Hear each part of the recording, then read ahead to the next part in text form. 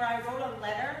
I wrote a letter to my 30-year-old self, and I said to my mom, when I turn 30, I want you to give me this letter. And I said, dear self, you are going to be the most amazing doctor ever. You're going to save lives, emergency medicine. You're going to make sure that people live and that they're perfect and everything is amazing. And not only that, you're going to play the piano, and on the weekends, you're going to dance in a professional company. And I wrote this letter, I sealed it, and I handed it to my mom. I told her I was going to be that. My mom, she was a pianist.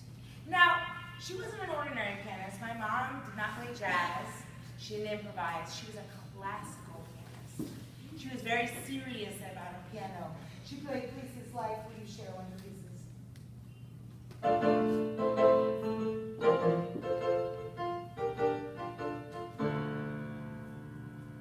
Similar to that. Now my mom, from the time I was about 4 years old, started to teach me piano lessons. Now how many people have ever had your mom or your dad try, the operative word is try to teach you something? Raise your hands. How many people have ever had it fail? Either your parent couldn't teach you because they didn't necessarily have the skills, or you and the parent were like a bull and another bull, like locking horns and trying to like rip each other to shreds all at the same time while neither one of you was listening. Raise your hand if you've ever had that happen. Come on. I have a 9-year-old. I'm well aware. I'll be like, I really can help you with your math. You don't understand math! It's only multiplication. I think I understand it. Well, that was my mom and I in piano. My mom was an amazing pianist. She was nationally renowned. She toured actually all over the world, so she's world renowned. And I only wanted her as my teacher. She was incredible. But even though I only wanted her as my teacher, I still fought with her night and day. Got to the point I remember when we were teaching piano lessons where my mom would literally be like, if there's more than 2 X's in a month, that means we had 2 arguments in a month, she was like, I'm sending you to another teacher. I'm like, no, I don't want another teacher. I like fighting with you. I loved piano. It was like my quiet time. I would play and the world would disappear. Whereas with my grandmother was my storyteller. My grandmother had a story for everything. I'd be washing my hair and she'd be like, let me tell you about the time. Your grandmother, she was ridiculous. I was trying, well, let me rewind. She always said that, rewind. Let me tell you, my mother was ridiculous. I was just a victim of her ridiculousness. She actually grabbed the purple hair dye. I put it there. And she dyed my hair purple instead of the, stuff that she meant to do it with. And I had to go to school the next day with purple hair. And it's not like now where we've got purple hair, pink hair, green hair, yellow hair. When I went to school, you had regular color hair or you were sent home. And I didn't like school. So I knew if she dyed my hair purple, I was going to be sent. My grandmother told stories like that all the time. I mean, everything. You'd literally be about to go brush your teeth and she'd tell you some story about some trick she played or something she did while you're brushing your teeth. Sometimes there were things that were gross. And you'd be like, what? Now I don't want this soup anymore because you told me about the time you spit in it for your younger brother. And that you made it look like it was like one of those fancy soups that had swirls on the top.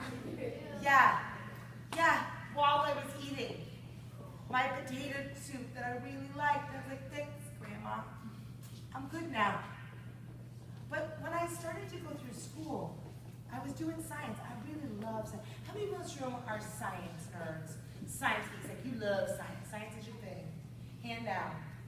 And I say nerd and geek with pride, by the way, because I am totally that kid. I took anatomy and physiology when I was a junior in high school and AP biology when I was a senior. And I was the kid who it took home. We had to do, oh my God, I'm blanking on the thing. Oh my gosh, the world is jumping out of my brain. You had to like cut open and you had to examine the insides of it. Thank you. Dissection. I don't know why.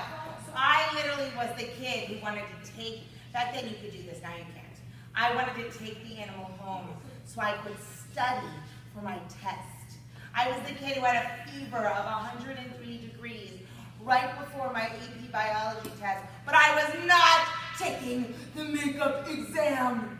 I had studied hard. I was that kid. At the same time, in the afternoons, evening, I started to do theater. I loved theater. And my mom told me when I went to college, I had to choose. I could not be a doctor, a theater person, and a musician, and a dancer. It wasn't going to work. So I had to pick. So I had as an act of rebellion, I'm not going to play piano anymore. Because my mom was a pianist. I was not going to do what she wanted. And I started to do theater more and more. And I started to realize that I loved science, but I didn't want to be a doctor anymore. So I became an EMT. You know what an EMT is? Yeah. What's an EMT? Someone fill in for someone who doesn't know what it is. What's an EMT? Super close. Emergency medical technician. Anyone has ever seen on a television or themselves dial 911? Give me a double thumbs up if you know the ambulances and the fire trucks. I was one of those. I was not a fan of the fire truck as much. I preferred to not go into burning buildings that were falling down around me. I preferred to be outside when the burning building was falling down. I was outside taking the patient and fixing the patient. Okay. I had the opportunity to become an EMT, and I was an EMT and a firefighter for 6 years. And literally, I would show up, and you had to be able to carry up to 250 pounds. And I would share that between another person. And I would come into a home of maybe an older woman. Have you ever seen the television show Hoarders? Yes. Oh. Hoarders is someone who collects things but never stuffs. I one time showed up in my ambulance to a hoarder's home, and I kid you not, there was a path this big between newspapers and magazines. She had never thrown it out. We had to literally go through that path to find her in the bathroom, and in the bathroom, she had so many stacks, she had fallen in between one of her stacks. So we had to literally lift her up, and we had to actually, there's something called a standing stretcher. We had to actually put her in a standing stretcher in order to get her out of there, because there was no way to keep her flat. That was one of my talents. I loved it, but it wasn't what I wanted to do for the rest of my life. I knew that I wanted to do other things. I wanted to travel the world. How many people in this room, math is your thing? You love math. How many people reading and writing is your thing? You like to read, you like to write. How many people performing arts is your thing? You like to sing, you like to dance, you like to act.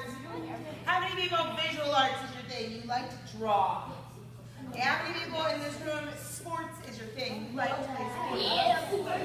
How many people in this room, hands down? How many people in this room, sports is not your thing, but you are really amazing at video games? All right, can you do down? And you can hear my voice, clap once. Hear my voice, clap twice. So some of you might not think video games is actually a talent, but I had a friend of mine who's so good at video games, became a video game tester as a career. It's literally what he does. He plays video games and he tests where there are errors in the game. How many of you consider yourself someone who can churn out a story or a poem like that?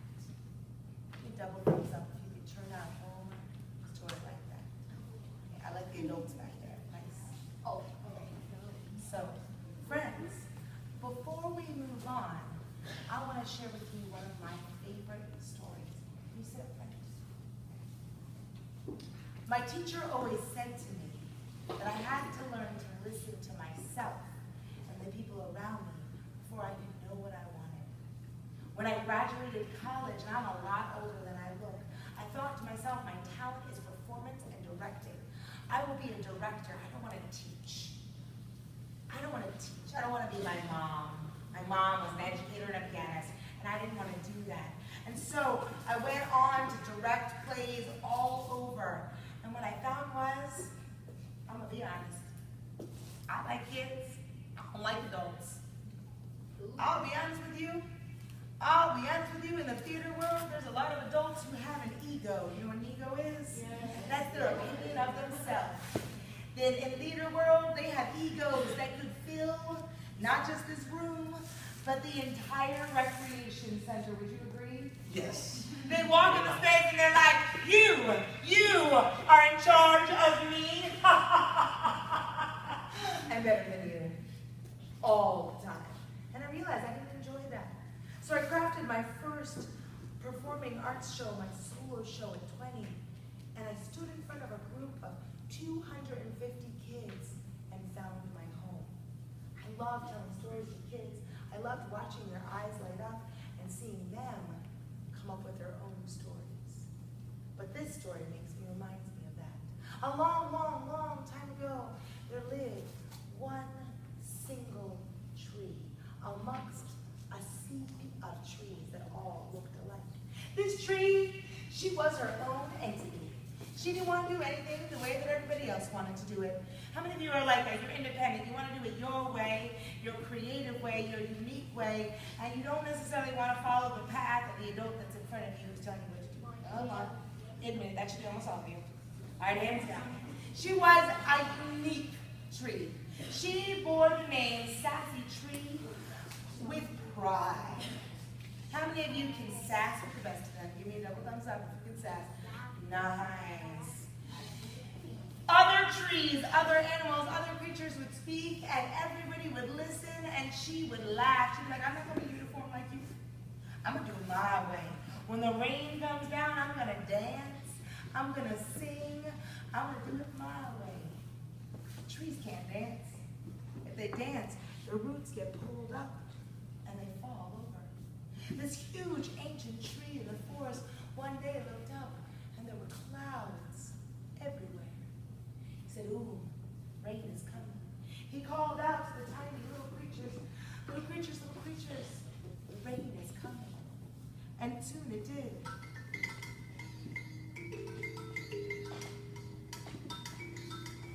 Do I have any musicians in the house? No? Because I got to come up. Any musicians? Couldn't come. This is a thumb piano. Do you have thumbs? Yeah. Excellent. What do you think on a Dutch you can play? Just slide. Go for it. Nice. Nice. Keep going, keep going, keep going. As that rain fell down ever so gently, the big ancient tree leaned over. Little trees, be careful. But little tree, was she being careful? Nope. She was dancing. My friends didn't know this. She heard that tree, said, all the way up, all the way. She started to dance and move, even while the thoughts please. That's right. She was dancing and playing for a long time. Said she had a tune in her mind. And as the rain grew louder, and the rain became more,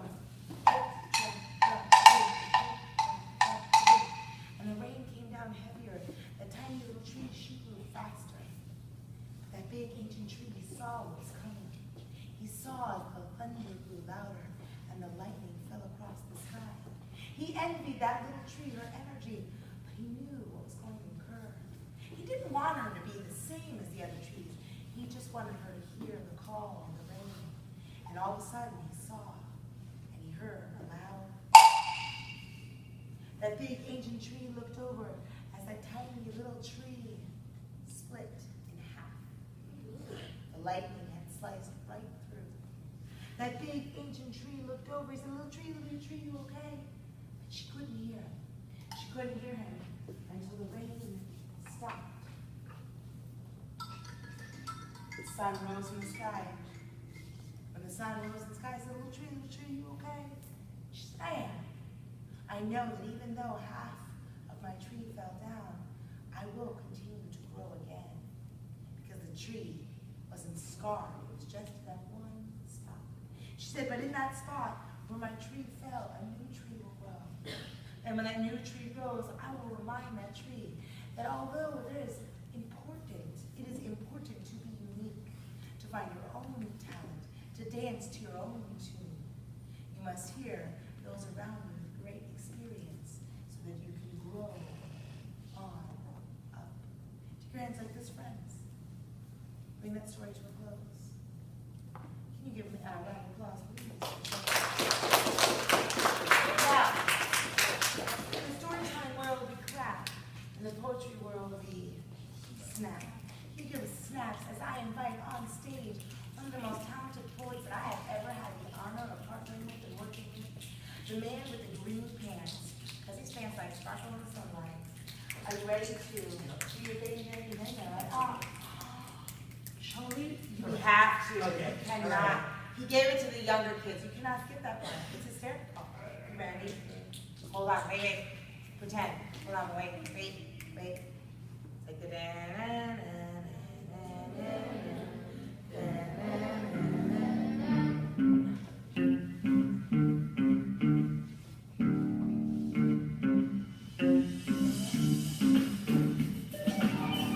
That's an amazing dancer.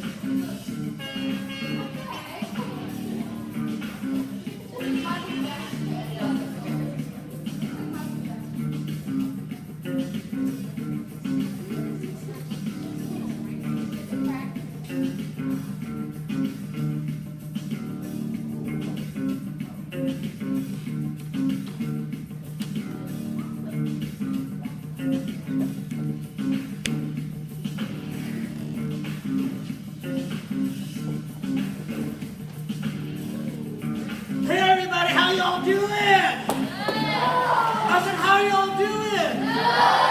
When I say poetry, you say rocks. Poetry. Poetry. Poetry. When I say spoken, you say words. Spoken. Spoken. When I say to be, you say heard. To be. To be. To be.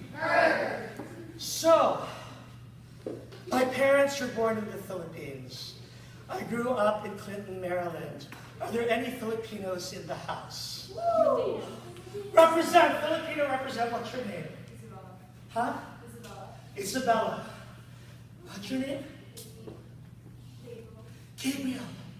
What's your name? Noel. So we have 3 Filipinos in the house.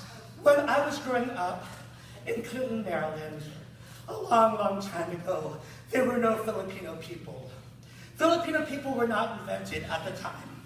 It was so long ago, my family came into Clinton, Maryland on Carabao.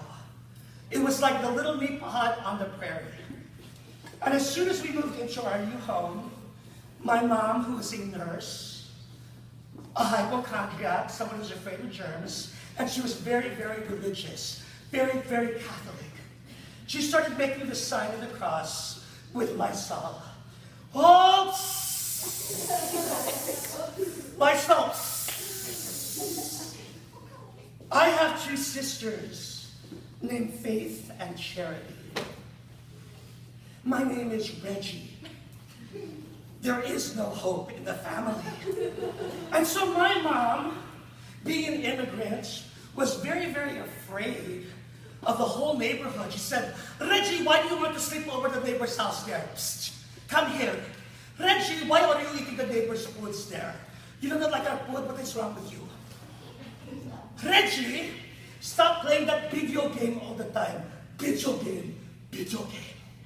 Reggie, why don't you practice your piano lessons? So Filipinos love piano, because it's like old-fashioned karaoke. And she'd say, Reggie, come on now. Play me the cats, the memory from the Broadway musical. Psst, come on. Your titas and titas are here to hear me sing. Psst. And I'd be like, okay, Mom. Okay. Good.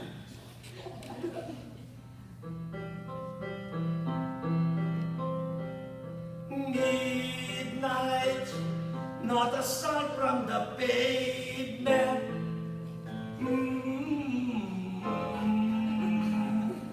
I am beautiful.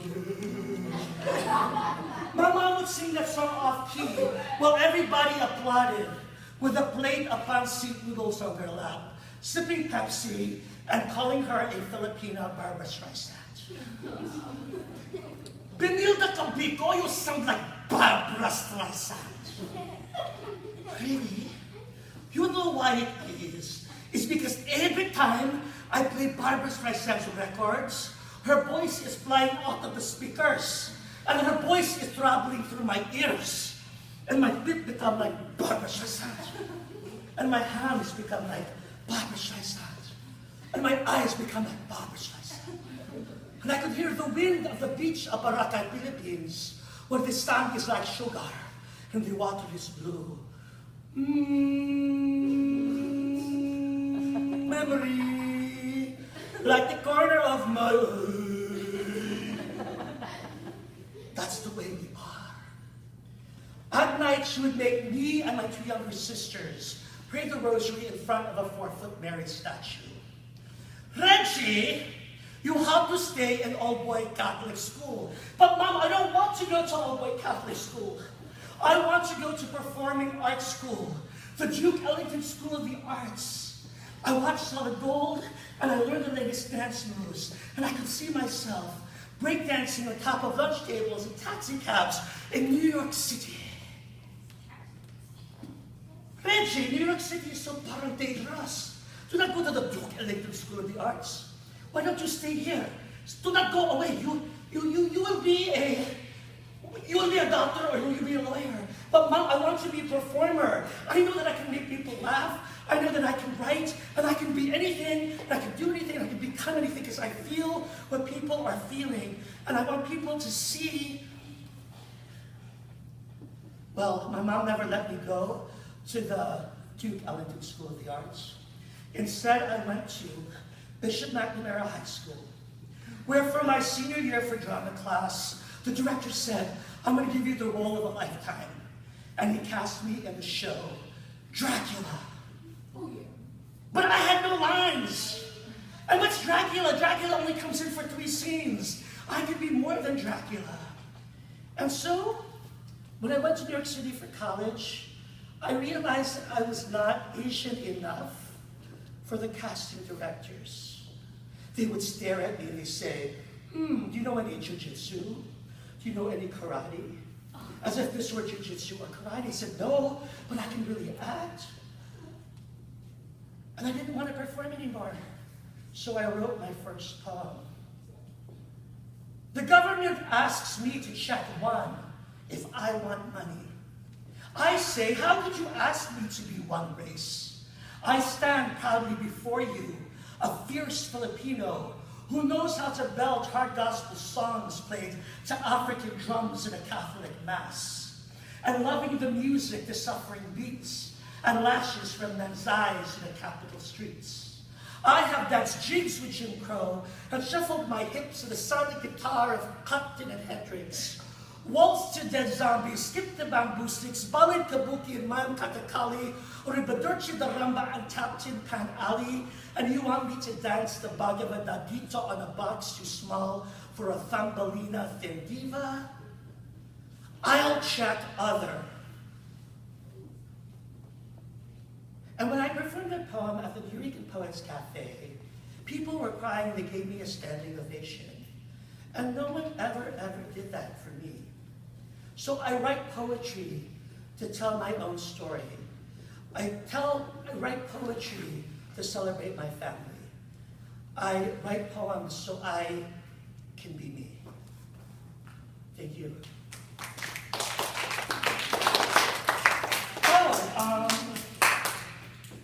Should I do what I total poetry? Oh, when I say poetry, you say rocks. Poetry. Rocks. Poetry. Rocks. Poetry. Rocks. Besides that, if I say story, you say rise. Story. Rise. Story. Rise. Story. Rise. We are going to do a little bit of an improv style, okay? Both poetry and story combined. So you need to give us 2 characters, a setting, and we are going to create a story. And we're going to have a chance to play. There's some options I see over there. The options are different. This is a little different, but Nice. We're changing it up for the older friends. Okay.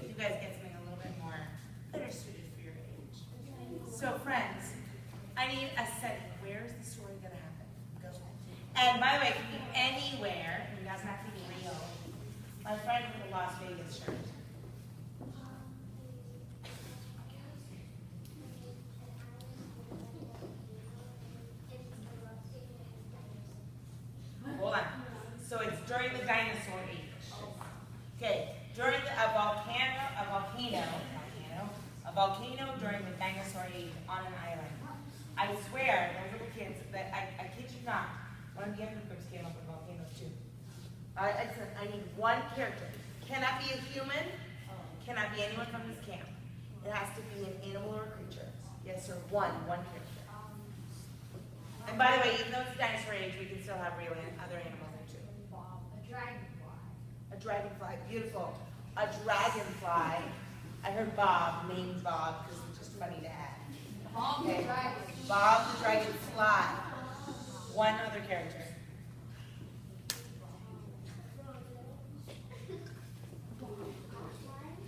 A unicorn, fabulous. Hands down. Awesome. All right, crisscross, that was awesome. You're not though. Cross up on your knees.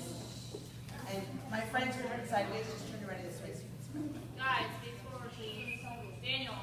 My friend with the fabulous, yeah. All right, so we've got a unicorn, a dragonfly named Bob, and an erupting volcano. We've got our problem right there. So long time ago, there lived a group of dragonflies, I messed that, I apologize. A group of dragonflies. Now these group of dragonflies, they had seen everything. They were not an ordinary dragonfly because they could fly through time. So they had powers that no other dragonflies would have. Years and years, centuries ago, there was actually a magician, a sorcerer, who had literally caused an explosion in his tiny little hut. And when it exploded, it happened to be that this group of dragonflies had been filing through. And when they went through, these tiny little droplets of this magic landed on them. And when they hit a cloud, they would fly through time. It was amazing. They could go back in time and across the world to centuries that didn't even exist. Their favorite time to go to was the dinosaur age, though, because they just thought dinosaurs were cool. They like to watch the Tyrannosaurus Rex try to eat other animals. They thought that was pretty neat. They like to watch the other animals sort of disappear. They particularly liked the pterodactyl. That was one of their favorite characters. But one day, the dragonflies were flying through the air and about to go back in time to the dinosaur age when they saw the saddest thing they'd ever seen. It was a unicorn, except she lost her horn. It was gone. Now they knew it was a unicorn because there was the spot where the unicorn used to exist, and there were like sparkly flashes occurring right at the unicorn spot, but the unicorn was gone. She looked like a pathetic horse, except that she wasn't happy about being a horse. It was like, and you know, I don't know if you know this about unicorns, when they're upset, they change color. I mean, they change all sorts of colors. So this day in particular, she was what color? She was upset, so what color was she? Red. She was, can you give me a shade of a color, though? Don't just give me this straight up color. Like, level it up. Level it up. Yes, sir. Tomato red. She was like, in some spots, because that was her anger shining through, she was like, yeah. Yeah. Yes, sir. What other color was she? What? Blue, but what shade of blue? Don't give me the actual blue. Like, give me a shade. You said what, Scott? But baby, oh, hands down. She was tomato red on her back side, but her front side, she was baby blue. And she was crying turquoise tears. And it seemed like her nose was a mixture of it all because it was purple. And it was like purple and it was like swelling. She looked upset. I mean, she was downright miserable. Those fireflies, those dragonflies flew past her and they said, you know what? I know what can make you feel better. They gathered together all of the dragonflies, and I forgot to tell you, they also had superhuman strength. And they lifted that unicorn up, and they threw her through the time portal, flying after her. She landed in not a good spot, on the side of an erupting volcano. She looked at them, and not only did her baby blue disappear, but she became full-on tomato red. She was like, what did you do? That gets worse. I am next to a volcano, and my feet are so, I have hooves, and they're completely stuck. She was flipping out. She was flipping out. She was stuck on the side of a volcano. They tried everything. Finally, they went and they found a flying dinosaur. What dinosaur flies, remember? They found the favorite. They said, pterodactyl, can you help us out? The pterodactyl, he used the back side. And meanwhile, the Tyrannosaurus Rex was looking at that unicorn like she was food.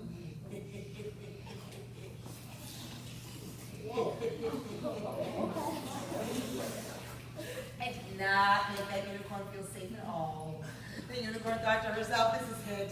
I am becoming unicorn food for dinosaurs centuries beyond my time, and I am all here because of these horrible dragonflies. The pterodactyl unstuck her. The dragonflies lifted her, they tossed her through the time portal, and she landed on top of a cloud. Wow. When she landed back on a cloud, she looked down. She saw right down the ground below her was her unicorn horn. She tumbled off that cloud. She landed right there. She grabbed it and she secured it on, because what you don't know about a unicorn horn is it's kind of like, you know, the leg of a chair. You know, it has to be screwed in. Unicorn horn just screwed right in, and boom, her magic was back. And that is the story of the unicorn and the dragonflies. Take your hands like this, please. Give yourselves a big round of applause, please.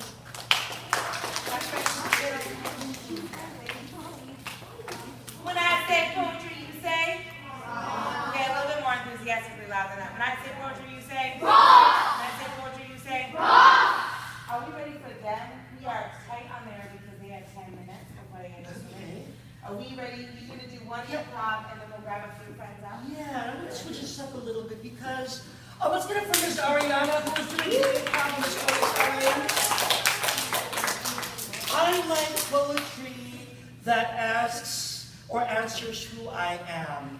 And so rather, I would like to have a volunteer, someone that wants to be a performer, wants to be on stage, who's got a big voice, and who can, all right. How about you? What's your name? Casey. Casey, come on up here with me, please. So, we are going to do a little improvisation. Casey is going to ask the question. The question is, who are you? All right? So Casey, you're going to ask me the question. You're going to ask like you really want to know